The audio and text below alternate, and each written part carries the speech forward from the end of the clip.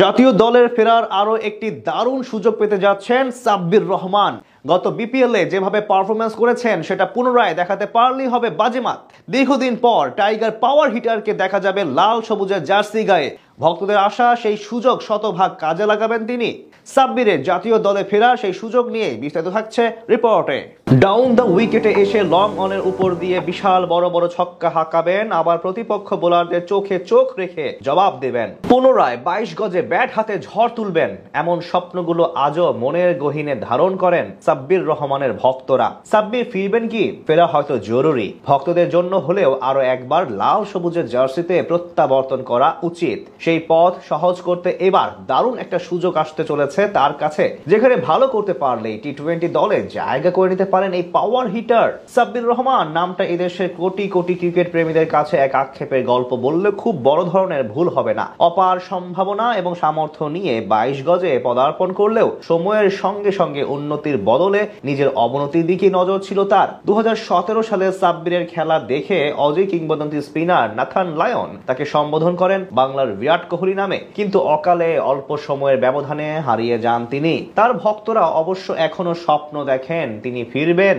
যোগ্যতা দিয়েই প্রমাণ করবেন। সেই সামর্থ্য ও যোগ্যতা প্রমাণের মঞ্চ হতে পারে আসন্ন NCL টি-20 টুর্নামেন্ট। প্রথমবারের মতো যেখানে মাঠ মাতাবেন এই ডানহাতি ব্যাটার, খেলবেন জন্মস্থান রাজশাহী বিভাগের হয়ে।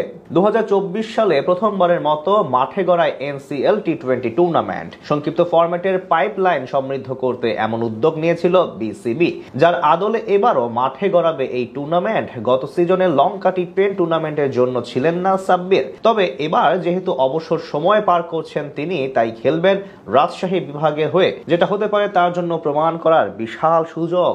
এই লিগের মূল লক্ষ্য টি-20 ফরম্যাটের জন্য নতুন খেলোয়াড় তুলে আনা। যেহেতু পাওয়ার হিটার হিসেবে সাব্বিরের বেশ ভালো কদর রয়েছে, তাই এবার যদি ব্যাট হাতে প্রমাণ করতে পারেন তাহলে নিশ্চিতভাবে সুনজরে আসবেন নির্বাচকদের।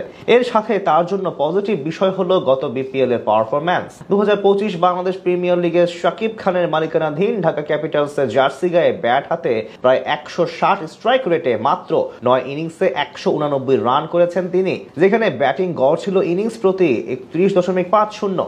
তখন থেকে নতুন করে আলোচনায় আসেন এই পাওয়ার হিটার ব্যাটসম্যান। সেই ধারাবাহিকতা বজায় রেখে যদি 2025 NCL এও ভালো কিছু করে দেখাতে পারেন, তাহলে হয়তো নতুন করে তাকে নিয়ে ভাবতে শুরু করবে টাইগার টিম ম্যানেজমেন্ট, যেটা হলে খুশি হবে তার কোটি ভক্ত।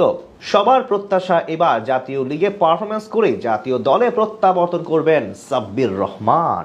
সেই পথ সহজ করতে এবার দারুণ একটা সুযোগ আসতে চলেছে তার কাছে, যেখানে ভালো করতে পারলেই টি-20 দলে জায়গা করে নিতে পারেন এই পাওয়ার হিটার।